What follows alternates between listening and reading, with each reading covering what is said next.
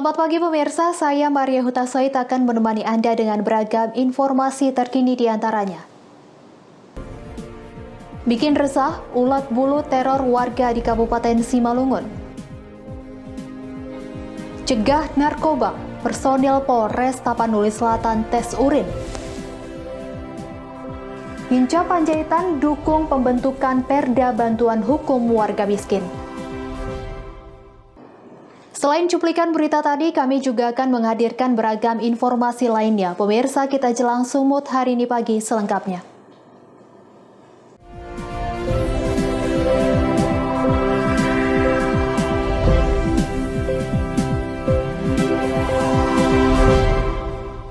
Kita ke informasi pertama, pemirsa. Munculnya ulat bulu di perumahan Batu Anam, Desa Lestari Indah, Kecamatan Siantar, Kabupaten Simalungun, Sumatera Utara, membuat warga resah.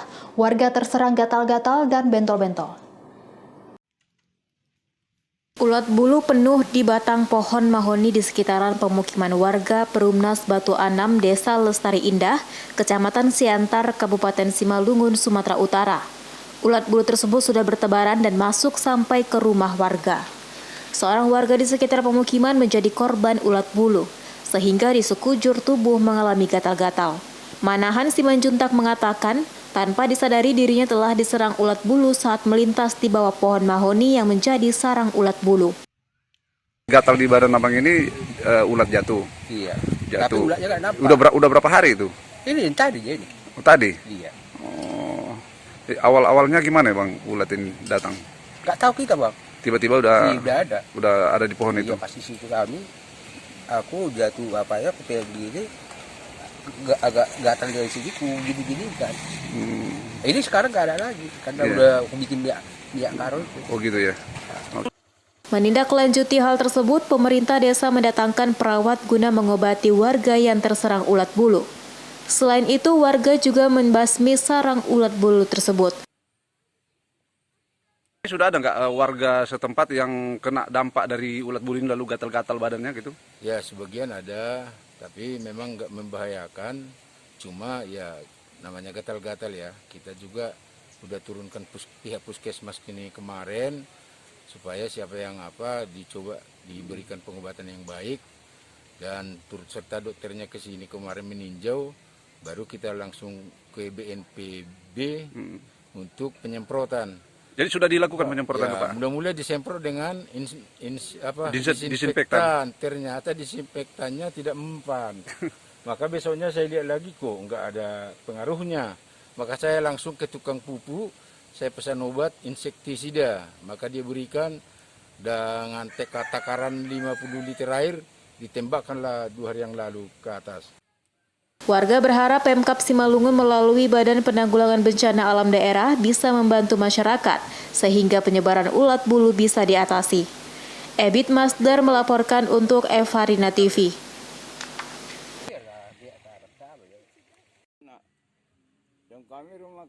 Sementara itu, pemirsa, personel Satuan Reserse Kriminal Polres Serdang Bedagai, Sumatera Utara berhasil menangkap 5 orang pelaku pemerkosaan terhadap anak di bawah umur yang digilir secara bergantian oleh para pelaku.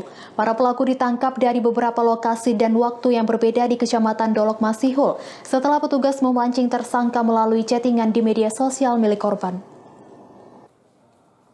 Inilah kelima tersangka pelaku pemerkosaan terhadap korban berinisial NF, pelajar SMP berusia 14 tahun, yang digilir secara bergantian oleh para pelaku. Adapun kelima pelaku masing-masing berinisial KR 18 tahun, MF 20 tahun, MRA 19 tahun, AK 23 tahun, serta EK 19 tahun. Kelimanya warga Kecamatan Bintang Bayu, Kabupaten Serdang Bedagai, Sumatera Utara. Peristiwa pemerkosaan terhadap korban terjadi pada bulan Januari tahun 2021 yang lalu, di mana korban NF dan sepupunya berinisial CA berkenalan dengan para pelaku saat sedang menonton hiburan keyboard di sebuah acara pesta di Desa Silau Rakyat, Kecamatan Seirampa. Dari lokasi pesta, selanjutnya para tersangka mengajak korban dan sepupunya untuk menonton aksi balap liar di Jalinsum, Kecamatan Seibamban, hingga pukul 2 WIB dini hari. Karena sudah larut malam, korban selanjutnya meminta kepada para pelaku untuk diantarkan ke rumah neneknya di Kecamatan Perbaungan. Di tengah perjalanan di areal perkebunan sawit, para pelaku memaksa dan mengancam korban beserta sepupunya untuk membuka pakaian mereka. Korban yang takut hanya pasrah dan menuruti permintaan pelaku. Hingga akhirnya, kelima pelaku menggilir korban, sementara sepupu korban CA yang menolak permintaan para pelaku hanya menunggu di kendaraan. Hingga aksi bejat para pelaku selesai menggilir korban. Kita Satreskrim Polres Serdang Bedagai berhasil mengamankan 5 pelaku persetubuhan anak. Kejadian sebelumnya adalah pada tanggal 7 Januari ya, itu korban NF ya bersama sepupunya CA ya pergi ke tempat pesta perkawinan. Disitulah mereka berkenalan dengan kelima tersangka ini. Kemudian sepulang dari pesta perkawinan, mereka diajak keliling jalan-jalan ya, sampai malam dini hari. Kemudian minta diantar pulang mereka ini, si korban ini sama sepupunya. Sebelum diantar ke rumah korban, mereka dibelokkan, ya, dibujuk rayu. Nah, ini ada unsur bujuk rayunya ini, sehingga mereka berada di suatu perkebunan, ya, di PTPN 2, Kampung Desa Melati, ya, tepatnya Perbaungan. Disitulah mereka dibujuk rayu dan ada unsur paksaan juga. Selain mengamankan para pelaku, petugas turut mengamankan barang bukti berupa pakaian korban dan pelaku, serta 3 unit sepeda motor milik pelaku. Guna mempertanggungjawabkan perbuatannya, pelaku saat ini sudah ditahan di Mapolres Serdang Bedagai. Para tersangka melanggar Undang-Undang RI Nomor 17 Tahun 2016 tentang perlindungan anak dengan ancaman hukuman 20 tahun penjara. Abdul Malik melaporkan untuk Evarina TV.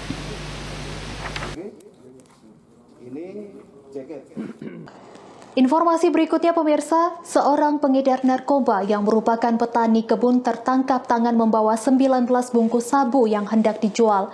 Akibat perbuatannya tersangka terancam hukuman mati atau seumur hidup.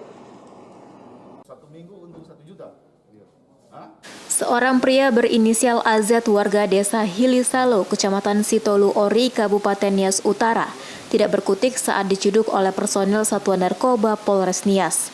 Tersangka AZ hendak mengantar sabu-sabu kepada pelanggannya di wilayah Kabupaten Nias Utara. Namun aksinya dicegat oleh personil kepolisian di pinggir jalan umum desa Fulololotu. Dari tangan tersangka saat digeledah diamankan barang bukti sabu-sabu sebanyak 19 bungkus ukuran kecil dan sedang, 6 lembar plastik klip transparan, dan 1 unit sepeda motor yang digunakan tersangka. Kapolres Nias AKBP Wawan Iriawan menjelaskan, tersangka AZ memperoleh sabu-sabu dari seorang laki-laki berinisial E yang berdomisili di kota Sibolga dan saat ini sedang diburu oleh kepolisian. Yang berhasil ditangkap oleh tim narkoba Polres Nias. Jadi identitas yaitu Arius Zai atau alias Amakirana. Jadi barang bukti yang kita sita yaitu 19 buah bungkusan plastik transparan, yaitu mana tuh? Ini ya. Dari sini untuk ancaman maksimal pidana mati, pidana seumur hidup, atau pidana paling singkat 6 tahun dan paling lama 20 tahun. Yaitu, untuk jenis barang narkotika ini, barang buktinya berupa sabu, beratnya 6 gram.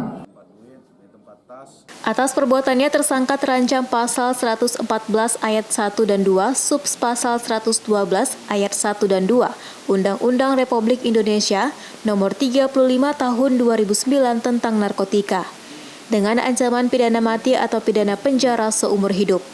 Haugo Manozega melaporkan untuk Evarina TV. Sumut hari ini masih akan kembali sesaat lagi, tetaplah bersama kami.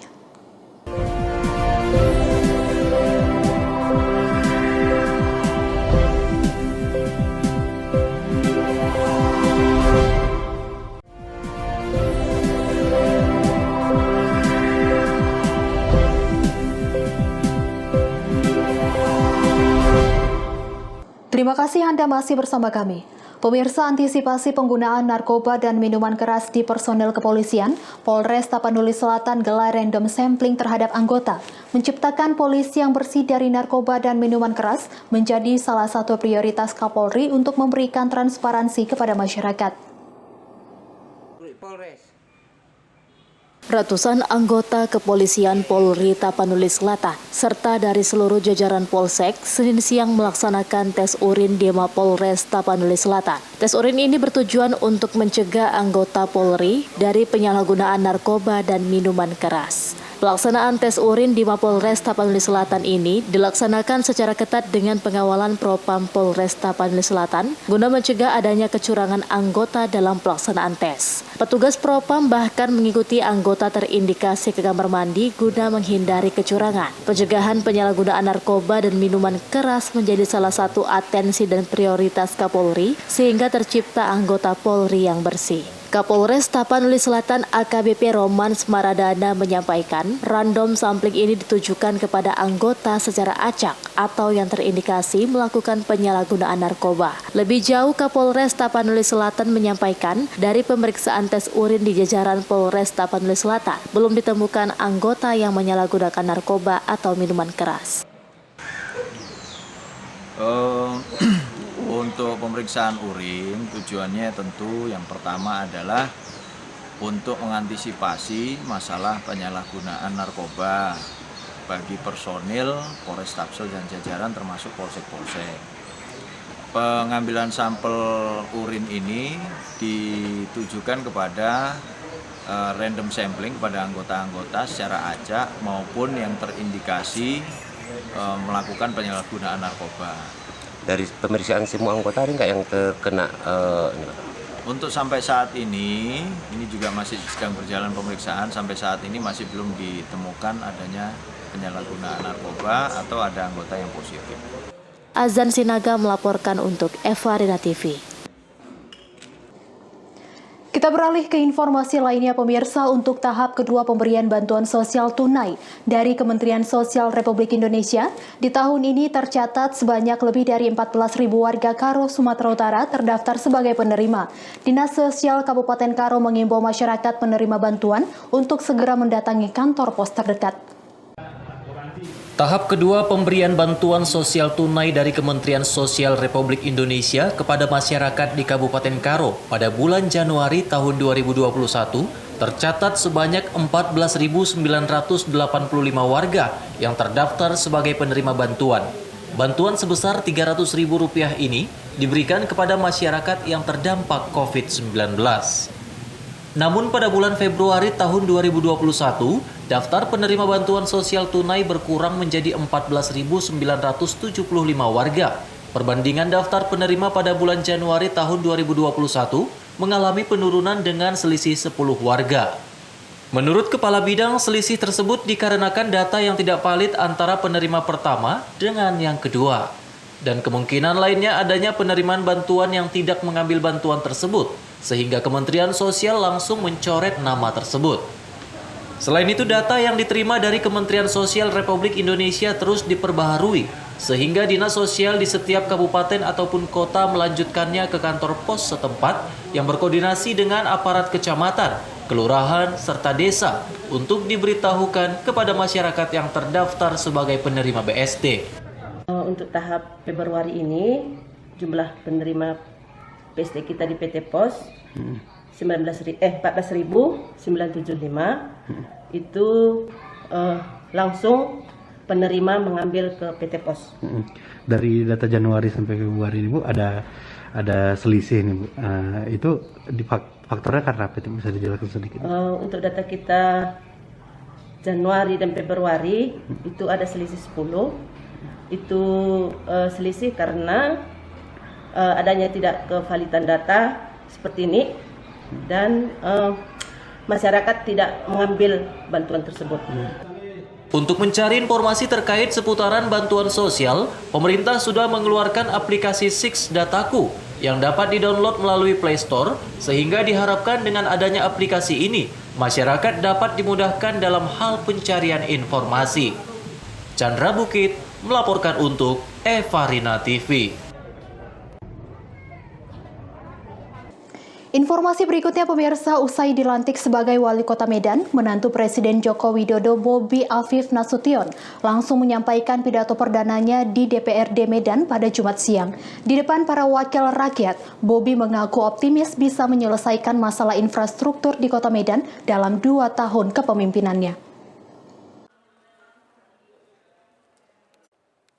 Beberapa jam usai dilantik sebagai Wali Kota Medan, Bobi Afif Nasution bersama wakilnya Aulia Rahman langsung menyambangi DPRD Medan. Bobi diberi kesempatan untuk menyampaikan pidato perdananya di hadapan para anggota Dewan melalui rapat paripurna. Dalam pidatonya, Bobi menyerukan agar seluruh stakeholders untuk berkolaborasi membangun Kota Medan. Dirinya mengajak seluruh pihak untuk sama-sama membangun Kota Medan tanpa terkotak-kotak oleh egosentris, ego politik masing-masing kelompok dan ego sektoral. Bobi juga berjanji akan menyelesaikan sejumlah masalah yang ada di Kota Medan, seperti janji-janjinya saat kampanye lalu. Salah satunya adalah penyelesaian masalah infrastruktur. Dirinya cukup optimis dan berjanji akan menyelesaikan masalah infrastruktur di Kota Medan hanya dalam 2 tahun masa kepemimpinannya. Sebagai catatan, infrastruktur masih menjadi salah satu masalah yang selalu ada di Medan, mulai dari penanganan banjir, penyediaan jalan untuk mencegah kemacetan, pedestrian hingga masalah transportasi umum.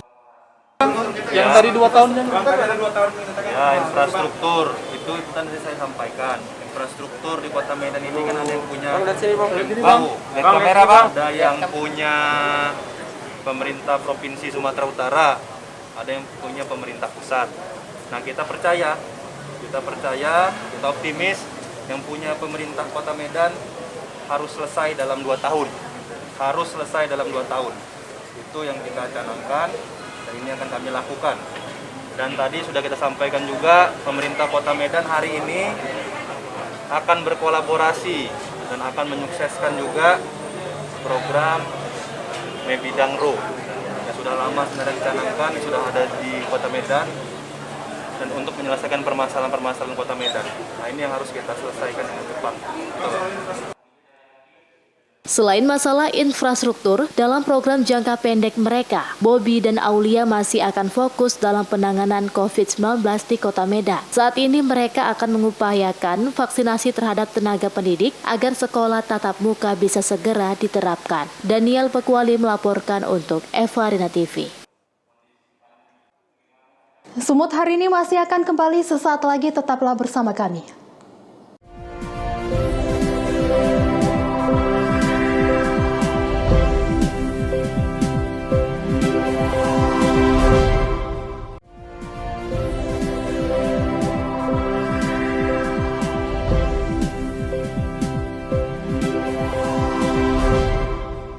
Terima kasih Anda masih bersama kami. Pemirsa, sebagai bentuk peduli kepada masyarakat miskin dalam hal bantuan hukum, 3 lembaga bantuan hukum Siantar Simalungun gelar public hearing untuk lahirkan pembentukan peraturan daerah pada pemerintah daerah. Dalam hal ini, Hinca Panjaitan mendukung penuh tentang rasa keadilan kepada masyarakat miskin. Ketiga lembaga bantuan hukum yang menggelar public hearing dalam pembentukan peraturan daerah tentang bantuan hukum untuk masyarakat miskin, yaitu Lembaga Bantuan Hukum Poros, Lembaga Bantuan Hukum Perjuangan Keadilan, dan Lembaga Bantuan Hukum Pematang Siantar. Kegiatan ini digelar di Cafe Sihu Jalan Adam Malik, Kota Pematang Siantar pada Sabtu 27 Februari 2021 lalu. Seluruh penyuara yang hadir secara tegas menyatakan sangat mendukung lahirnya peraturan daerah bantuan hukum untuk warga miskin di Kota Pematang Siantar dan Kabupaten Simalungun. Sebab peraturan daerah tersebut merupakan amanah Undang-Undang Nomor 16 Tahun 2011 sehingga wajib dimiliki setiap daerah. Keinginan dari konsorium ketiga lembaga bantuan hukum dalam pembentukan peraturan daerah ini tentu nantinya sangat membantu warga miskin dalam hal permasalahan hukum. Ketiga LBH ini bersepakat dalam hal memperjuangkan rakyat miskin melalui proses permasalahan hukum yang ada di masyarakat tidak mampu. Dari berbagai perkara yang telah kita laksanakan, perkara-perkara yang telah kita bela, kita perlu merasa ada perda, yaitu yang dikeluarkan oleh pemerintah dalam hal membackup seluruh permasalahan-permasalahan hukum yang ada di tengah-tengah kota Pematang Siantar dan Kabupaten Simalungun, yaitu melalui peraturan daerah bantuan hukum kepada masyarakat tidak mampu. Dan dari hasil perdiskusian kami tadi bersama dengan para pembicara, baik dari legislatif, eksekutif maupun juga ada juga beberapa undangan juga dari Polres Simalungun dan Polres Siantar telah hadir juga, secara bersama-sama telah sepakat memberikan kesepahamannya terhadap perlunya memang Komisi 3 DPR RI Hinca Panjaitan dalam hal ini mengatakan setiap daerah wajib memiliki perda bantuan hukum untuk warga miskin, serta keberadaan perda sudah mendesak untuk segera dibentuk oleh pemerintah daerah dan DPRD agar warga miskin dapat merasakan keadilan. Saya tidak usah lagi menyebut nama satu-satu. Terima kasih untuk seluruh pembicara. Respek yang tinggi kepada 3 LBH terbaik kita di Siantar Simalungun ini yang menggagas ini. Teman-teman sekalian, Bapak Ibu, izinkan saya mendahului pendapat ini. Sering sekali sejak kita belajar hukum selalu dikatakan, biarpun langit runtuh, hukum harus ditegakkan. Sekilas kita semua mengerti, tapi kalau kita renungkan baik-baik, saya pastikan kita tidak mengerti, minimal saya, karena itu jargon saja. Sehingga public hearing ini, kalau ini kita bicara pada penegak hukum, saya coba membuat kata-kata itu menjadi bahasa Simalungun dan Siantar. Kira-kira begini. Keadilan tidak boleh menemui jalan buntu. Keadilan harus menyentuh garis finish keadilan itu sendiri.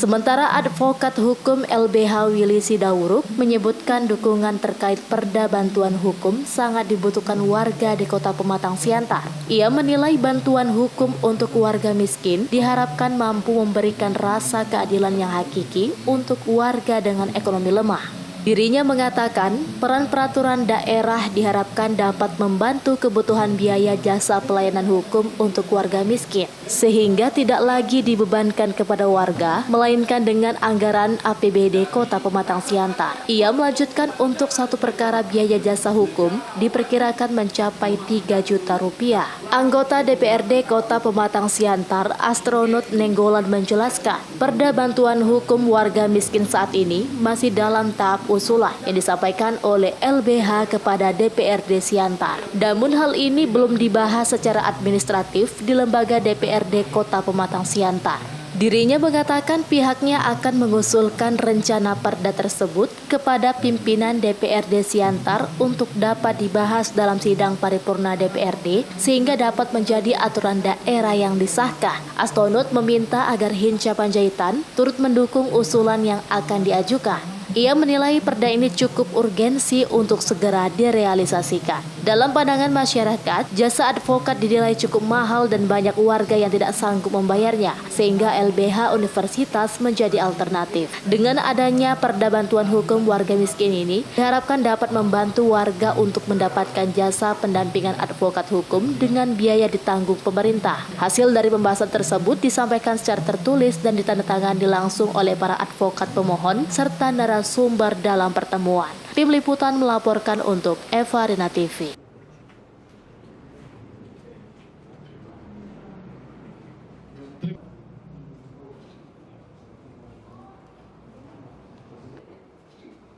Pemirsa, berkunjung ke Kota Medan tidak lengkap rasanya bila tidak menikmati mie balap seafood khas Medan milik warung Ismail alias Mael yang berlokasi di Jalan Krakatau, Medan, Sumatera Utara.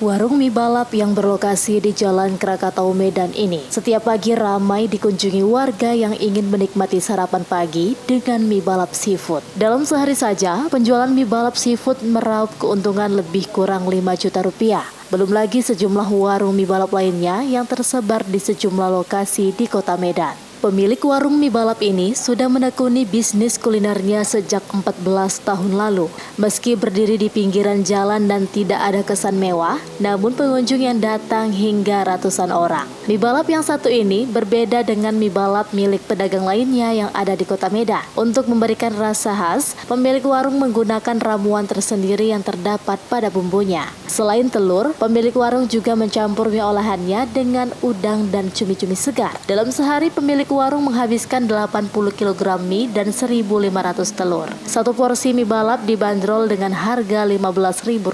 Sebulan sejak pandemi, warung mie balap seafood ini sempat sepi pembeli. Namun dalam beberapa bulan kemudian, bisnis kulinernya kembali bangkit dari keterpurukan. Kira-kira sekitar 5 jutaan ya kalau di jualan ini aja. Hari ini Bang? Cabang. Kalau hari biasa Bang berapa Bang? Kalau hari biasa sekitar 4 jutaan gitu. Kalau dalam satu hari ada berapa kilo menghabiskan mie Bang? Satu hari kalau di jualan sekitar daerah Krakatau aja mungkin sekitar 80 kilo. Lain cabang-cabangnya. Awal-awal pandemi datang ke Medan ya sekitar sebulan pengaruh juga sih. Setelah sebulan berlalu normal kembali sih Bang. Seperti itulah Bang. Kan sekitar tahun 2007 lebih kurang 14 tahun saya udah berjualan di sini Bang. Pengunjung yang ingin menikmati mie balap seafood ini bukan warga kota Medan saja, namun banyak warga luar kota juga datang ke warung tersebut hanya sekedar ingin merasakan sensasi mie balap yang berbeda dari mie balap lainnya. Mantap. Mie-nya ini enak Bang, mantap, telurnya banyak. Terus kalau nih udangnya besar-besar, harganya pun terjangkau. Sering nggak beli di sini Kak? Lumayan sering. Sampai kenal tuh Bang Maile. Untuk memberikan rasa nyaman bagi pengunjung yang sedang menikmati mie balapnya, pemilik warung menyajikan live musik dari grup band lokal. Wahyu Pratama melaporkan untuk Eva Rina TV. Pemirsa, demikianlah rangkaian informasi dalam Sumut hari ini pagi. Saya Maria Huta Soid, mewakili kerabat kerja yang bertugas, pamit undur diri. Terima kasih, sampai jumpa.